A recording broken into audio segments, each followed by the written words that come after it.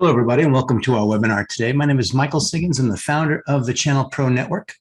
Our network includes websites, events, and a monthly magazine for managed service providers and technology integrators. Thank you so much for being with us here today. At Channel Pro, our mission is really a very simple one.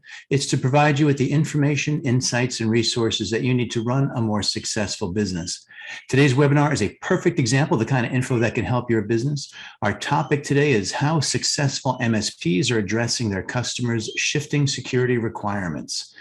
Our special guests today are Toby Nangle, Channel Partnership Lead at Field Effect, and also Colin Belcour, Deputy Director of Security Services at Field Effect.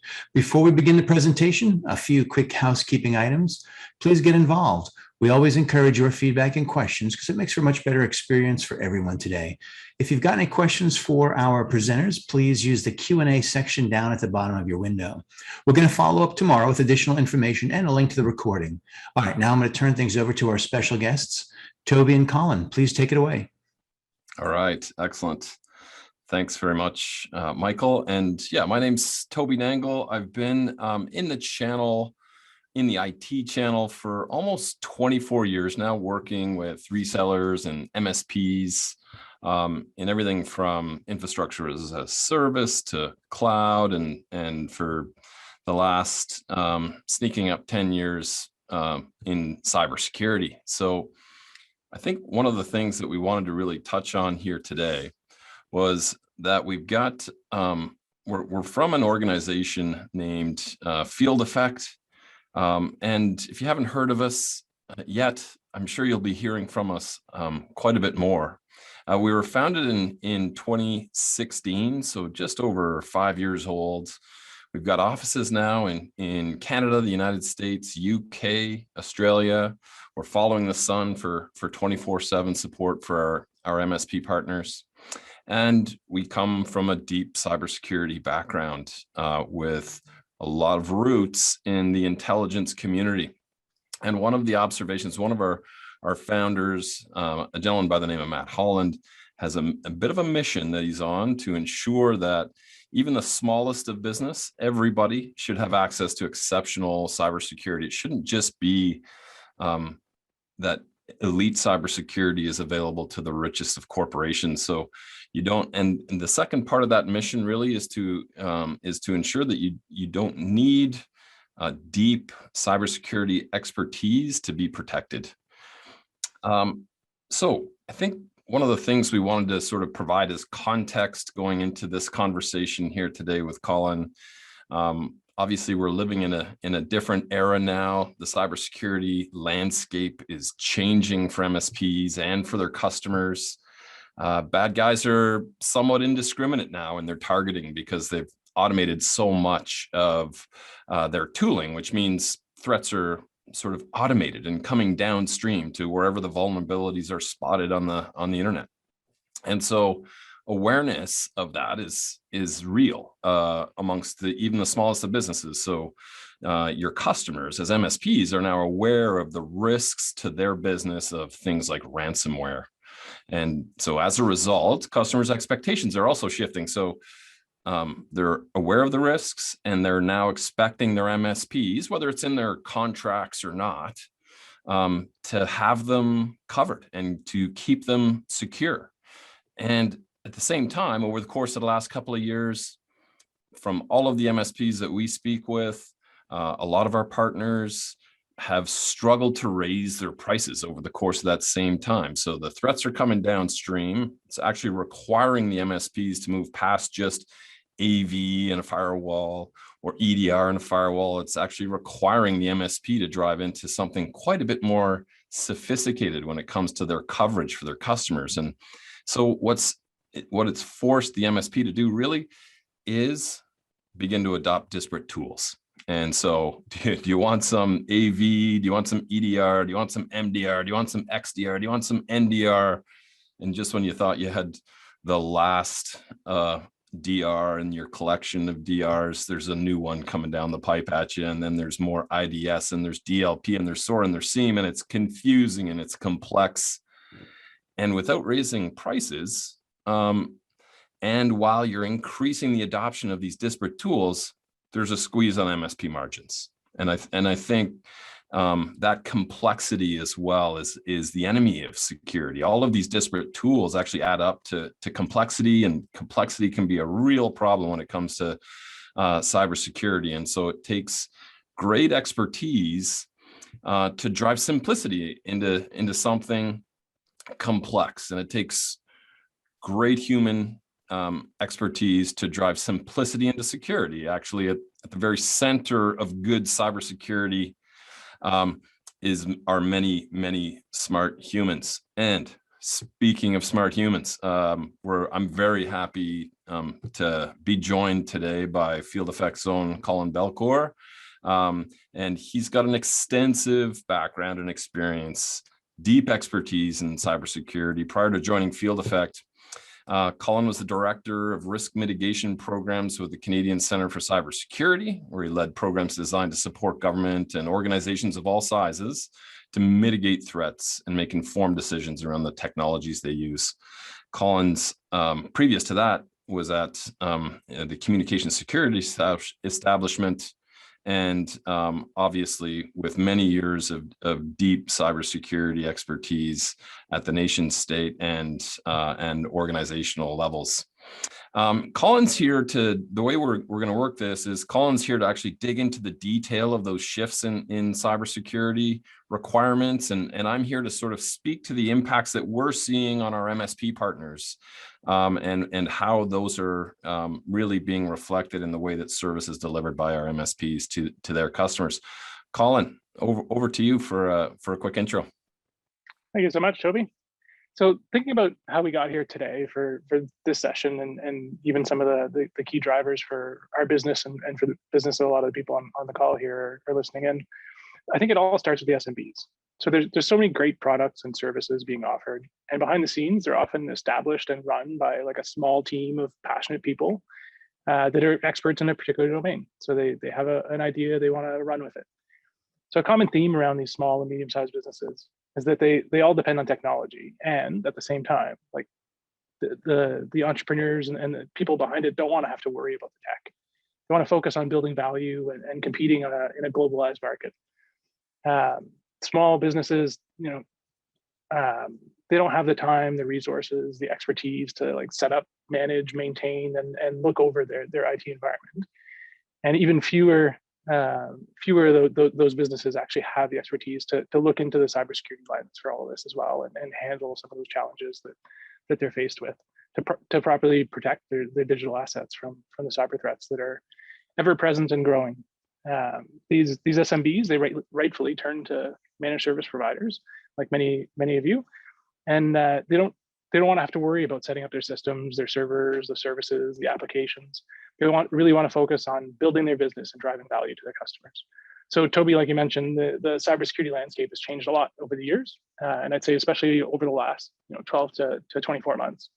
So SMBs are now relying on MSPs to manage their environment, and that includes the expectation that the environment is going to be secure and resilient. So the growing pressure for MSPs now is that it's nearly impossible to be an expert on all of the tech required to run all of these diverse businesses across every facet of today's cyber threat landscape as well, and actually meeting those challenges and staying up to speed on what needs to happen. So we want to take the opportunity today to dig into some of those key challenges and some of the key security requirements and how they're changing, and inherently how MSPs are faced with these changes with the growing scale and sophistication of cybercrime particularly. So to cover that, we thought we'd touch in on 4 key areas of change. So those including patching in general, phishing and broadly social engineering, increased complexity in the environment, and data management.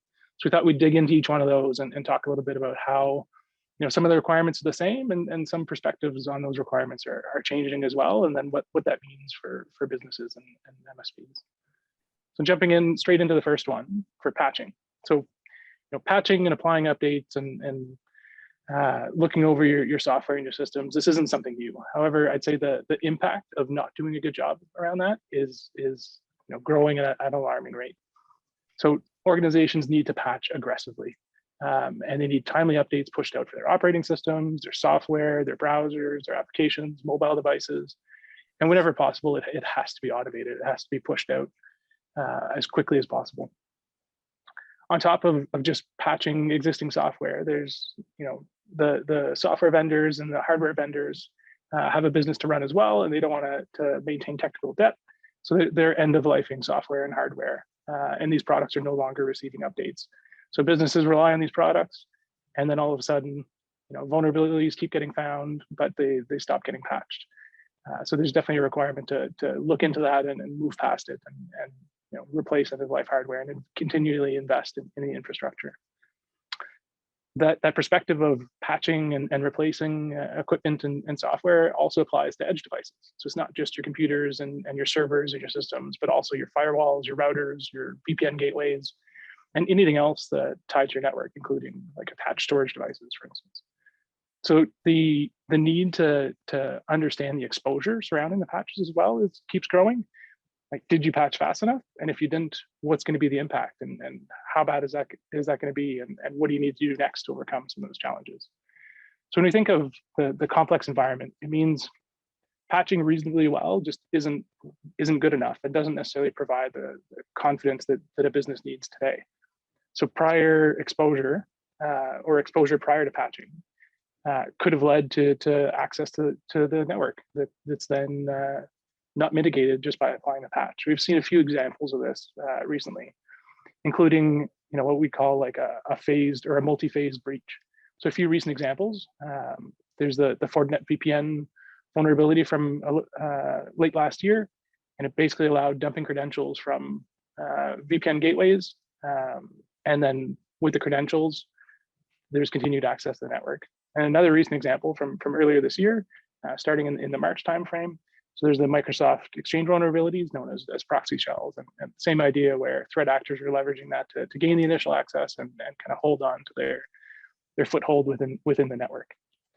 Happy to jump into a couple of examples around those that really show the exposure and the impact of having that exposure prior to patching. So in the case of Microsoft Exchange, what those vulnerabilities basically did was allow a threat actor to quickly scan the internet for any on-prem Exchange servers that were hosting or exposed to the internet, like OWA enabled and web applications enabled on the server. And then threat actors are able to drop what's called a web shell on the system, which is basically planting your hooks and maintaining access to the system. So even if you patch a week later, a day later, a month later, it doesn't really matter. They still have the ability to jump onto the system and do what it is they want to do. So some of the proof of concept implementations to leverage those vulnerabilities and gain access to the box to the various servers were pushed out in a matter of days from the time the public became aware of some of the vulnerabilities and some of the potential impacts around this, which means MSPs and organizations had to patch their Exchange servers, business critical service that their employees are often not thrilled about taking offline for any period of time. So those had to get patched within a matter of days, and if not, they were done. There's an unknown threat lingering there that's hard to detect and hard to pick up on. So a few examples that we've seen from that. So field effect, like Toby mentioned, we offer a managed cybersecurity service. So monitoring client networks to detect threats and expose threat surface. And then we also offer like professional services, such as helping clients respond to cybersecurity events. And in part of those incident response cases that we look at, we've seen a huge increase in the number of organizations that call us up after a compromise or a ransomware scenario, and we start digging into it, and it frequently traces back to an on-prem vulnerable Exchange server that either still wasn't patched or wasn't patched quickly enough that basically left the door wide open for threat actors to come in and take advantage of that access. So one of the recent examples of a client that we helped out, the threat actor breached the Exchange server, and then within 8 hours of gaining that initial access, they were able to exfiltrate over 50 gigs of company assets and company data. And in this particular scenario, they're rather fortunate where they had some indications that something was going wrong, and they called out for help pretty quickly. And then, on the people on the ground that were responding to that incident were able to take pretty drastic measures to contain and almost certainly prevented a broad deployment of ransomware across their entire entire network. And I'd say that's almost the one of the better scenarios compared to most that we see, where the end result is fully losing access to everything on the network. A few other examples around the Fortinet SSL VPN. So that vulnerability basically allowed a threat actor from outside the network to be able to leverage the vulnerability to read files off of the system remotely on the device without authenticating. So that includes session files, and in those session files, they hold usernames and passwords practically in clear text that can just be scraped off the machine and maintained for future access. What was interesting with some of those cases, so with that particular scenario, there's over 500,000 logins, names, and passwords that were scraped in record time.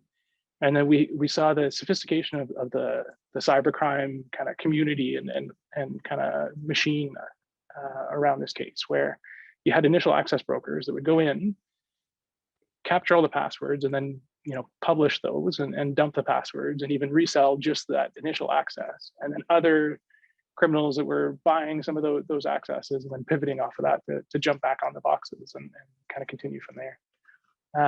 So the approach is just unbelievable in terms of the scope and scale and kind of evolution of the cybercrime industry around that. Yeah. I was gonna say, Colin, actually, that always sort of catches my interest, is just how sophisticated.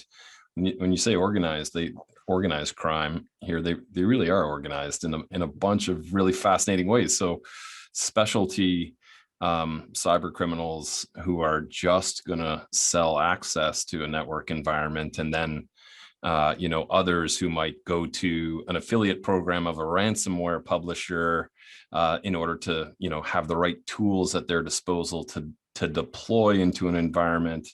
And I mean, so these guys are getting pretty sophisticated in their approach, aren't they? Absolutely. Yeah. And sorry, so you had a couple more things to say there, I think, on patching.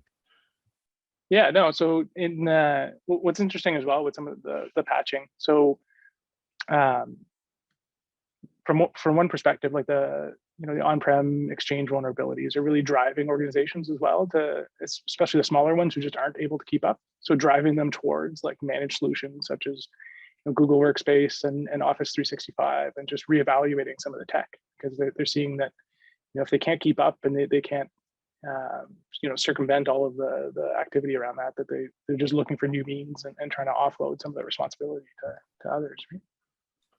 Right. Yeah, exactly. And I'm just going to share a really quick slide, actually, because I think one of the things that's quite interesting here, Colin, and you can speak to this, what we're noticing in terms of the overlay on patching and its impact on MSPs. MSPs have been patching for ages, sort of one of the core services that initiated the service provider industry. And I think that it's interesting to read that last statistic in particular, which is 102 days to patch. Do you want to just speak to speed of patching before I sort of layer into the MSP impact, Colin? Yeah, the idea of just monitoring your environment and knowing what needs to be patched is the first key challenge there. So increased complexity within networks. Organizations have all kinds of software deployed. They have all kinds of hardware assets, and then the security elements behind each of those is just cranking out vulnerability after vulnerability, and then patches for those vulnerabilities where possible. And then things are being disclosed, and sometimes even before there's a real solution for some of those problems, right? So there's countless CVEs and vulnerabilities that get kind of disclosed and published, and there's no real patch or update that you can apply today. But there's a problem here, and sometimes there's some mitigation steps that can be applied. So then you have to figure out what mitigation steps are appropriate in your environment, in your context, with the way you have your infrastructure set up, and then apply the right mitigation steps, and then keep watching out for the real patch that's going to go solve the underlying problem, and then apply those patches. And just that that overhead and kind of the burden of monitoring all of the different assets within your environment and knowing which ones have vulnerabilities, when they come out, how quickly you can respond to those, what the service impact is of applying some of those updates, right? So with cases of a VPN gateway or anything along those lines, it's really it's really hard and business impacting to shut everything down and tell everyone to stop working for an hour or two, or for an MSP to come in on the weekend and try and do the service outside of hours. So like monitoring these vulnerabilities and the patching cycle, and then being able to know what's applied. And then in some of the previous examples that we're talking about, the Exchange vulnerability and the VPN credential dumping type vulnerabilities, even after you patch, it doesn't mean that you're safe now. So you have to then go, look to see if there are web shells, or leverage a security service to monitor and keep digging into that to make sure that we're reset credentials across your entire environment, right? So yeah, there's definitely growing complexity around that. Yeah, there is. And so as I think about growing complexity, I think that has a very clear impact on the MSP managing the environment. So quite frankly, they're spending, in our conversations with MSPs, they're spending more time patching, knowing that they have to be actually quite quick to patch. So the 102 days actually is not indicative, I think, of the MSPs that we're speaking to, but it is certainly an alarming statistic when we know that the bad guys are on the look for vulnerabilities that patches are being released for, and they're just counting on the bad guys on the network administrator to be slow to apply it, so that they feel as though there's probably a window of opportunity for them to gain access to particular CVEs because of speed of patch. And so that speed to patch actually has a disruptive impact on workflow, as you might imagine, for an MSP, and patching can be hard, and they fail. It requires time and retention to remediate and repair when patches aren't happening. And I think I think different applications are patching at different cycles, and not patching, quite frankly, leaves your customers vulnerable. So they're, patching quickly is, I think, really, really crucial. Service outages to customers in order to apply those patches can be very disruptive.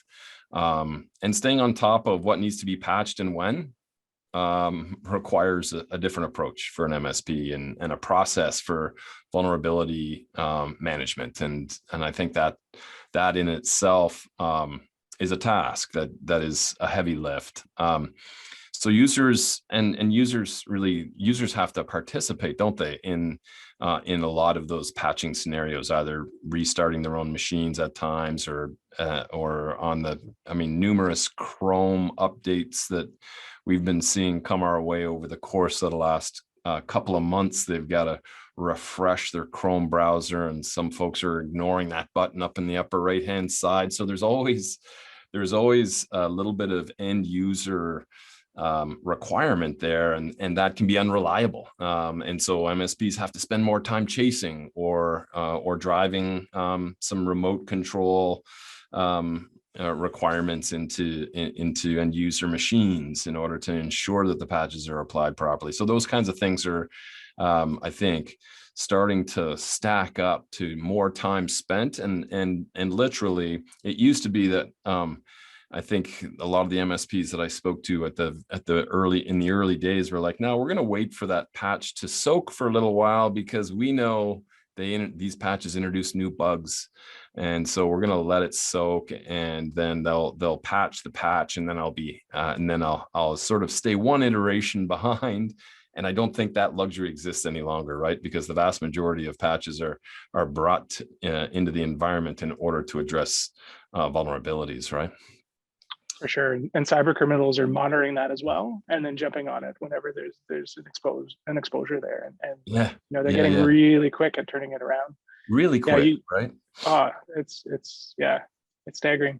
And then one of my pet peeves, and you mentioned it, the little Chrome update bubble. I don't know how many times with this, virtual meetings all the time. People are sharing their screen, and you see their Chrome browser, and in the top corner there's a red, update now button, just waiting there to be clicked. And it's like, oh yeah, I'll do that eventually. Yeah. And exactly. I always call people out on it because some of the vulnerabilities that are coming out are pretty serious, and the impact of not clicking the button is quite significant.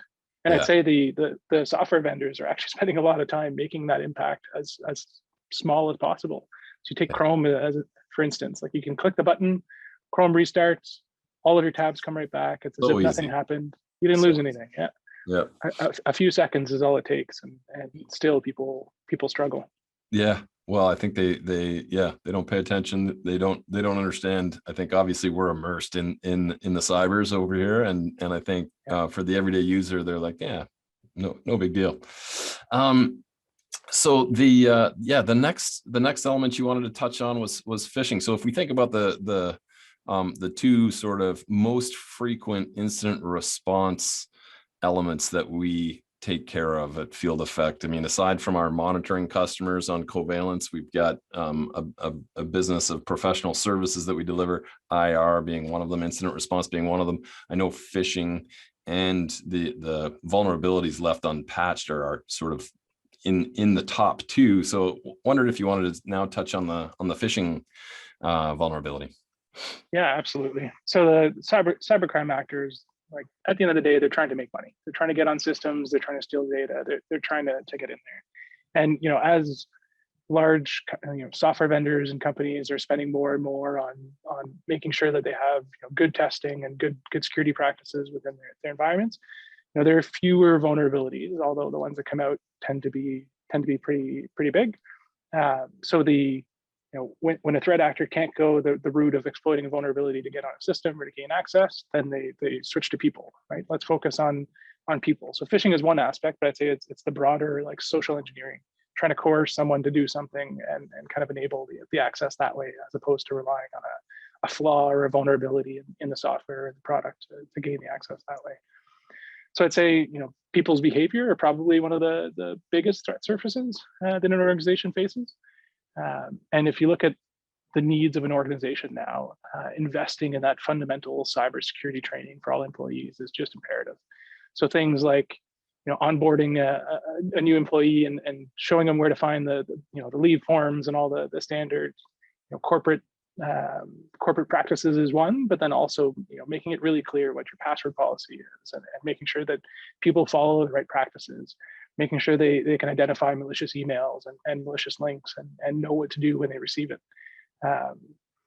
Things like appropriate use of internet and using, social media safely and using approved software for the organization is another one that comes up on that coercion side, like the social engineering, where somebody has a need, they want to convert a doc to a PDF, and they don't have an easy way to do it, so they download some crapware like browser toolbar to add on that they can add to their system that instantly converts to PDF, or takes a screenshot of something, or plays the radio instantly within their browser, because of the convenience and kind of the oh, this is going to be great, and then they accept all the permissions and basically open up their browser for everything from adware to organizations just seeing everything that the user is doing, and that they don't really see the full impact of these things. So that social engineering aspect of just coercing people to do what the cybercrime actors are looking for here is fairly interesting perspective in general. And then there's the people, and then there's the tooling as well. So like organizations have to put in place the tools and the process to help people make informed decisions and know what's bad and know what isn't. So if you look at the phishing aspect for that, so we typically think of spoofed emails, and the evolution of that has changed over the years. It used to be a Nigerian prince looking for some money just to come in, and then they'll pay you back or whatever it was. And some of those scams were quite obvious to spot. But now, cyber criminals are actually making a lot of money off of these things and this approach. So they're investing tons of time, tons of effort. It's their day job to be able to trick people into, providing the access that they need. So it's really too profitable for them to give up. So despite the huge advances that like the Googles and the Microsofts of the world have been doing to stop these campaigns, they're still getting through, and they're still able to land a link in an inbox that somebody's going to click on. And speaking of the Google and the Microsoft challenges, like one of the services that we offer here is like spear phishing simulations for clients. So we'll go in and run a campaign for an organization and just see how good they are. And we've definitely noticed a huge increase in the sophistication and the ability for some of those large providers to just stop things right away. Like we'll register a domain that we want to use for nefarious purposes, but it's kind of planned and part of the business. And it's amazing how quickly, within minutes, we'll get shut down sometimes and have to kind of reestablish the approach there. So there's huge strides being made in terms of detection of some of these vulnerabilities and the phishing campaigns. But the cybercrime actors are getting crafty and coming up with new ways and new approaches. One of those is trying to gain access and then leveraging those accounts, right? So a trusted account can then give you the keys of the kingdom to other accounts and other employees in the organization, right? Absolutely, Colin. Yeah. I was just going to mention really quickly there that it's amazing some of the sophistication of some of the phishing attempts now through email, right? And it's not, they find their way through the filters and they just look so real. But obviously, sometimes they are real, right? Inside the environment, because they've popped an account and they're posing as an actual employee of the firm. But it is amazing how much more sophisticated they've become over the course of the last number of years. Yeah, definitely sophistication is growing, and the amount of effort invested in acquiring some of these. But if you look at, you take a step back and look at the common patterns, and it's usually pretty similar, and they all kind of have the same methodology in terms of how the cyber criminals are approaching this. And it typically starts with like a broad phishing campaign, mass emails that hopefully somebody's going to click on. But if you send it to enough people, somebody does eventually click on the link, or run whatever attachment is included in the message. And then often what happens with the links, it takes you to an Office 365 login page that looks like the real thing. So you think it's great. You punch in your username, your credentials, because of that enticing, free t-shirt or whatever it is that brought you there in the first place. And then from there, the threat actor has your account, has your credentials, and has access to your inbox. So they can then look at the content, and it's usually a couple different steps. So it's either one, assess the value of the account. Is this gonna bring me to the dollar signs that they're looking for, right? Is there value directly in this account or this user? If there isn't, then look at the contacts, and is there somebody else that they might have access to or be a contact with that we can pivot. And if not, the other approach is to try and get access to the network. So if the user is part of an organization, try and get access to that system, and then from the system, try and move around the network and try and gain things that way. So it's always that same pattern of get into an account, assess the value, and pivot either in the network or through contacts, which is quite interesting. Give an example too of a case earlier this year. So that we handled an incident response case for a client in the financial sector, and basically it was ransomware across the entire environment where everything was encrypted, and they didn't have our monitoring solution in place at the time, but they had enough data and enough logs that we were able to capture forensics images of boxes and dig through, and we were able to find the root source, like the initial breach. And it turned out that it was one of the systems in a branch office where a user received an attachment. It was a zip file. They were fooled and actually unzipped it and ran the file and followed the instructions that said, you need to enable macros, and they did. And then, so they're totally fooled, suspected that there was something funny going on, and reported it. But then it kind of ended there. But meanwhile, in the background, what happened there after they ran that macro, like the malicious attachment, the threat actor was able to run code on the system, pulled down additional tooling from the internet, installed like Quackbot, which is like a banking malware Trojan, along with Cobalt Strike, was able to move laterally, scan the environment. They found out-of-date legacy Windows 7 workstations that weren't patched or didn't receive patches, were able to move and log into those systems using the credentials from the local account. From there, they were able to dump, administrator credentials for the network from the Windows 7 box, and then move laterally to the DC, some of the key servers, and basically own the entire kingdom from that point. So from the DC, you enumerate the network. They were able to find, key file share and key information. They had tons of time to pull data off of the file share, and then just drop the ransomware payload across multiple sites, several hundred computers, and just ransomware. Everything's encrypted, everything's gone. And all of that started from that social engineering, that first person who actually thought something was weird afterwards, reported it, but didn't have the right policies, didn't have the right process to act on it appropriately and squash the activity at that stage. And it led to, quite the episode for the organization, for sure. Yeah. So great examples, and actually, so if we think about the impact on the MSP for all of this, Colin, there's things, obviously the MSPs had to invest in more sophisticated email security tools over the course of the last little while. So we've been talking about sort of increasing complexity and the increasing stack of cybersecurity tools required to really kind of keep your customers secure. And so email scanning tools and DNS firewalls and good logging around messages, those kinds of things that you've highlighted as requirements are all tools now that the MSP has had to adopt, and some of the best practices that they've had to adopt, and sort of really becoming specialists on email security in a lot of ways. And again, when you're having to drive into specialty, it really does increase costs, and they've had to invest, as you mentioned early on here, in cyber awareness training programs, and certainly, obviously, these are things that customers will pay for, and rightfully so. They don't tend to want to pay for them, but they feel like they have to. And so there's another product that the MSP has to manage. So we've got email security tools, and we've got some training tools that they've got to manage, and phishing simulation exercises that they've got to try and deploy inside their customer environments. A lot of the tools are fantastic tools. They're automated in a bunch of ways, but it's another tool. It's another element of their practice that they have to keep their arms around.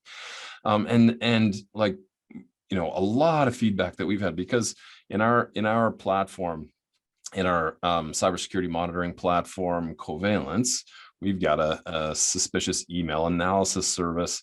And the feedback that we get from MSPs on that is that there is an incredible amount of time that they're now spending. The more they train their end user customers, the more of these emails that come back to them with questions: can I click this link? Can I open this attachment? And so the hours that their technicians are now having to spend managing that communication flow back to these individual customers is added complexity again. So you've got more tools, you got a training program, you've got to respond to those now who are better trained, who are now more aware. And I think there are also MSPs, and it's a good practice to pay close attention to particular user roles within an organization as well, isn't it? So you've got to not only watch all of the users, but you probably need to watch particular users, for the potential for financial redirection and things of that nature.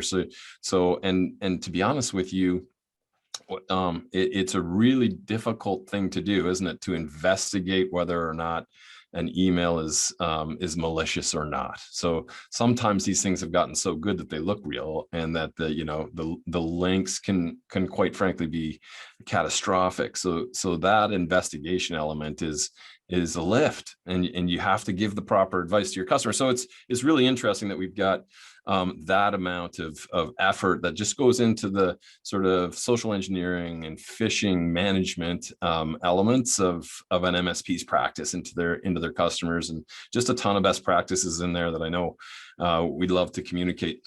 I wanted to shift gears now because we've only got a few minutes left. We want to leave some time for where I think we probably won't get to the very last element, because we want to spend a little bit of time, because both Colin and I like to talk a lot. So we thought we'd get through 4. It's likely we're only going to get through 3, which is okay, because there's some good stuff in here.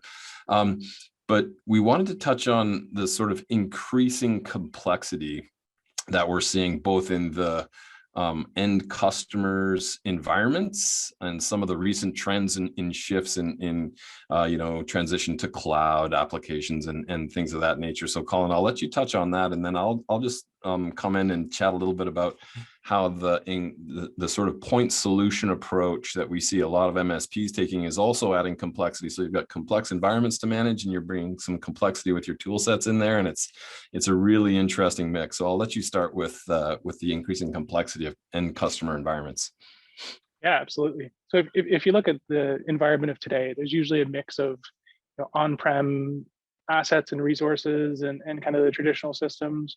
And then, there's been a shift to the cloud for quite some time. So people are taking their on-prem systems and either just like a lift and shift, grab it and throw it in a cloud environment and assume it's secure now and scalable and all those other things. And then now the prominence of remote work as well. So, the recent pandemic and change in kind of office location has really put another wrench into things and introduced yet another layer of complexity.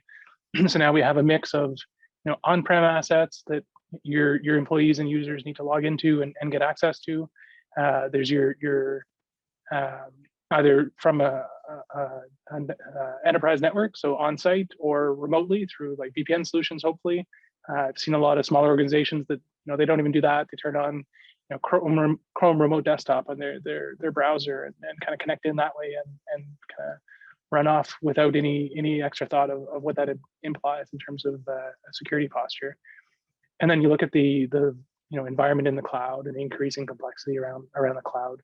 It's so many people just don't understand the shift in terms of architecture and some of the changes required to leverage some of the best the best practices for moving to the cloud environment. So I've seen systems and environments where there's an on-prem server that was managed by SSHing into the server and setting up config files, and now the organization's moving to the cloud. It's not scalable enough, so they take that server and everything that ran on it, and now they drop that in a container and just run it, or just spin up a VM in the cloud and run the exact same system the same way, but now in a cloud environment.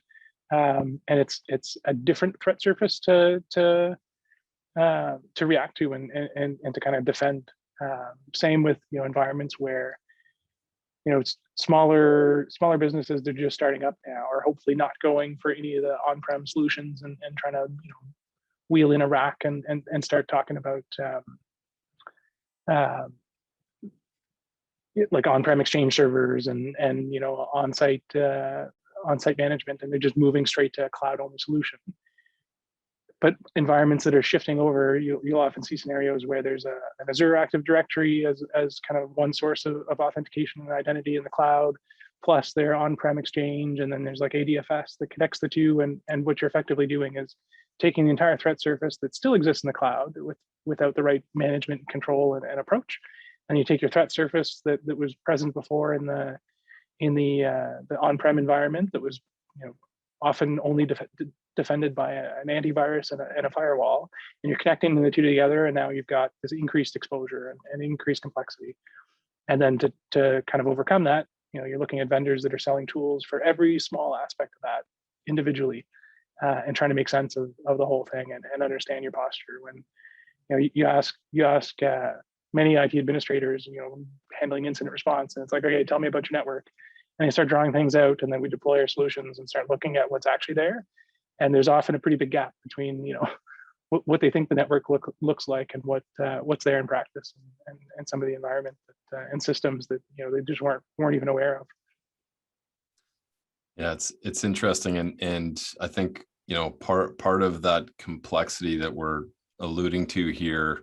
So you've had the shift from on-premise into cloud, and you've had, you know, in the at the beginning of the pandemic, you had a mass dispersal of the workforce to work from home. So now you've got sort of a nascent, maybe even network environment and a burgeoning off-net environment to manage. So you've got some cloud, and you've got a whole bunch of SaaS apps floating around for, you know, I don't know what statistics we've got, but there's an awful lot of specialty software applications that have been adopted in sort of shadow IT question marks, but a ton of folks working from home still, and for the foreseeable future, we're seeing, by the way, a ton of businesses just walk out of their leases. So the sort of whole network is dead conversation becomes a real real thing for MSPs to keep their mind and attention on. And so when we talk about, you know, it used to be just an on-prem network and the endpoints inside of it that an MSP would manage.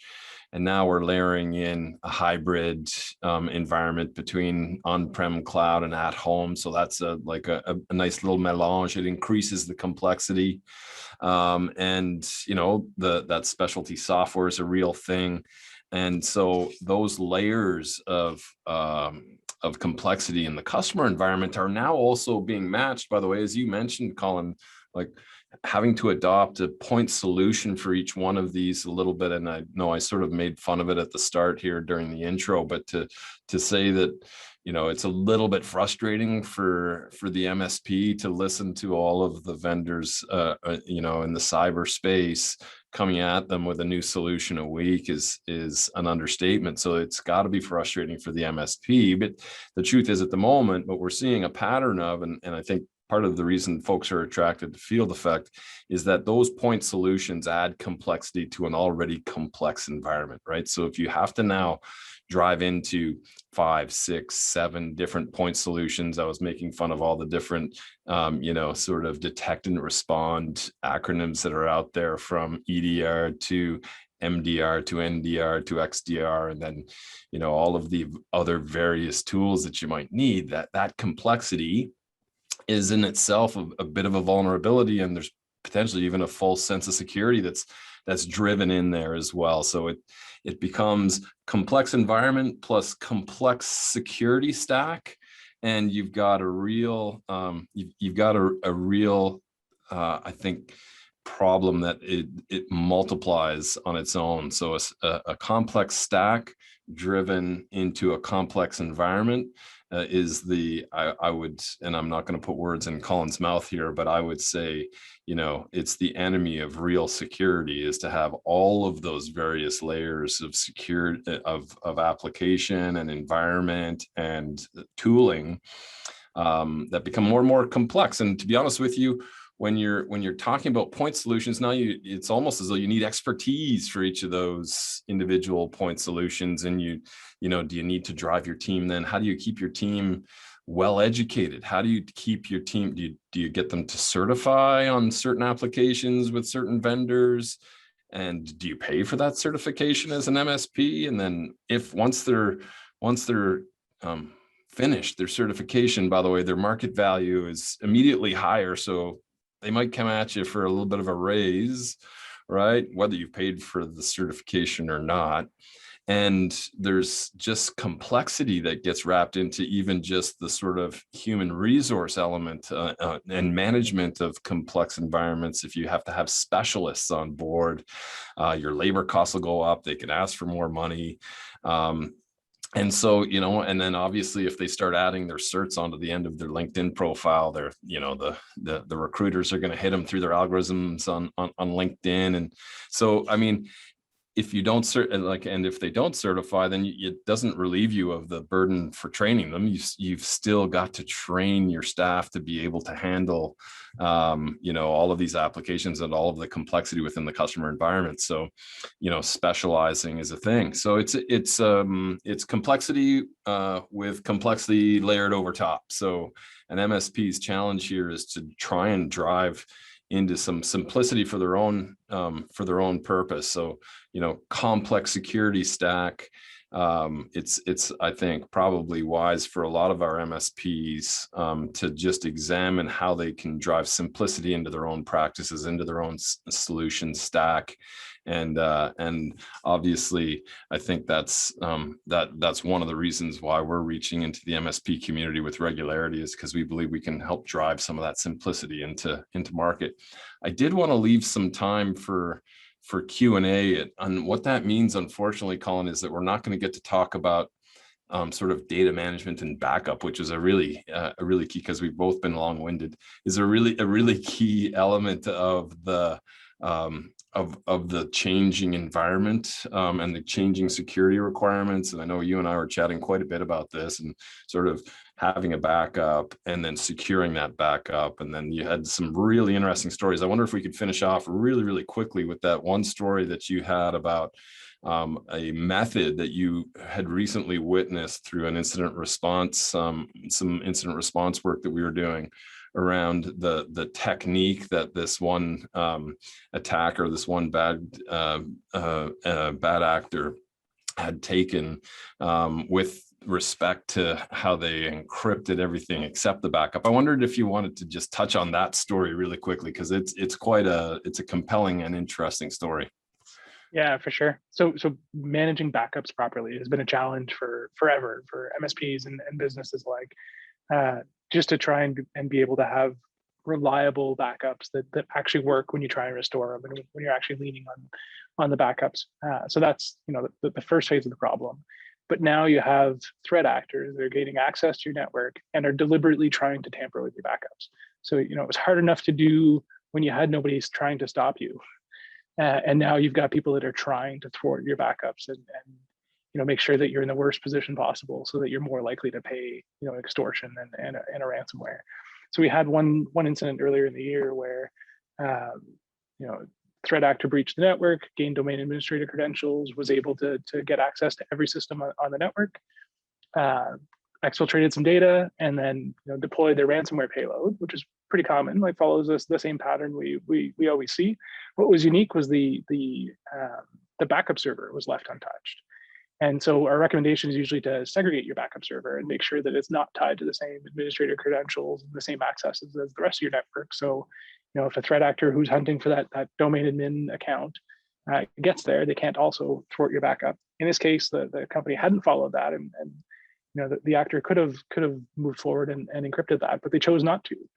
And thinking through the scenario and what the impact was, we realized that it was a deliberate move where the threat actor left the backups running. They were on the network long enough to understand what was going on and the backup schedule and frequency, and then chose to time their encryption payloads right before a scheduled backup job that was incremental and basically wiped everything else in the backup in the environment. So now they're stuck going multiple weeks back to be able to get an efficient backup. And I think in that case there, they even the older backups didn't end up working as well as they should have. And I think they ended up losing several systems due to that. So yeah, definitely interesting perspective that backups were hard enough before. And now the idea that someone is trying to screw up your backups and deliberately tampering is quite the challenge. It's like staggering the number of cases where we go through this and then people check their backups and realize that that it's just not going to work, and they're not going to be able to recover the data that way. Yeah, it's and by the way, it's always the restore on that backup, isn't it? It's successfully backing it up, and it's testing for restore. That's always such a challenge, right? And I think for MSPs, that's a challenge. It's a challenge to convince customers to allow them to charge for test restores and things of that nature. And I think it is an interesting scenario when you actually have to think about how best to structure your backups for your customers and how to ensure that's an additional surface now that you have to manage from a security perspective, how to secure that backup in a way that they can't find their way into them, right? It's a pretty interesting challenge. Well, Colin, so thanks a ton, by the way, for all of the insight. There is a couple minutes left, and I wanted to throw one question at that I'm seeing here at you, which is around best practices for patching for field users who are operating across multiple time zones and have frequent travel. So how is it that you would drive? It sounds as though patching, updates, and vulnerability analysis for folks that are working remote and in the field. Any tips or tricks or best practices you want to highlight there? Yeah, so like turning on auto updates on absolutely everything, and making sure that that you can nudge people to go ahead and prompt the update and make it happen. So for instance, browsers, they all auto update now. There's no reason not to have a browser auto updated. And same with the operating system, like have it set to just automatically update all the time. And then having a service that watches over what are some of the critical updates. And in the last several months, there's been a few where even our clients, despite Chrome pushing an auto update, we go out and nudge our clients and say, hey, this one is really bad. Don't even wait for Chrome to prompt you and tell you to update. Go click the little 3 dots, help about, and then like force an update that way, because this is a particularly bad one, right? So that approach of monitoring for the ones that are most applicable and most relevant, and even if it's sending an email to your employees that whether they're in the office or they're traveling or they're remote, they can still see the message and go and act quickly on that information, I think is pretty key. Same with like your mobile phone, making sure that it's set to auto update, and the same, right? Monitoring for which ones are the key vulnerabilities, and then going in and triggering that restart of your phone and making sure that it's up to date. Makes a huge difference. Excellent, Colin. And then I've got one sales related one, which makes me happy. So we've got a question in here about from an MSP who struggled to raise their price over the course of the last little bit, and they're asking if there are any best practices for trying to capture some of this opportunity. And to be honest with you, I've been around for the shift to cloud, that transition to the cloud. I don't know if there are any better opportunities that an MSP is faced just from a sales and business growth perspective than that shift to cloud. And now I would say it's equaled. That shift to cloud, I think, could be equaled by a shift to a sort of a cybersecurity focused MSP practice for our partners, certainly. And I think one of the things that I'm seeing work for a bunch of our MSP partners is that they're just asking their customers who are reticent to adopt deeper tooling. They're just asking their customers to then explicitly accept the risk. So it's that they're denying a recommendation from their MSP and explicitly accepting the risk that that they are willing to sort of continue to operate in a less secure environment than was available to them from their service provider. So that's just a little quick sales tip from a question that we had from the panelists as well. So I think that wraps our session here. Colin, look at that, 59 minutes in. And we're wrapping. We did have to skip over the backup conversation in depth. Unfortunately, maybe we can do this again. But thanks very much. Yeah, sounds good. Thank you, Toby. Yes. All right, gentlemen, Toby and Colin, thank you very, very much. And I want to mention to our attendees to look in the chat area. You will find a link in there for some additional information, really good information. Great conversation today. We will be following up tomorrow with a link to the recording. And I've heard rumors that there may even be a transcription at some point too. So if we can get something like that available, we will send it out. So Toby and Colin and Field Effective, thank you so much for your time today. Great conversation.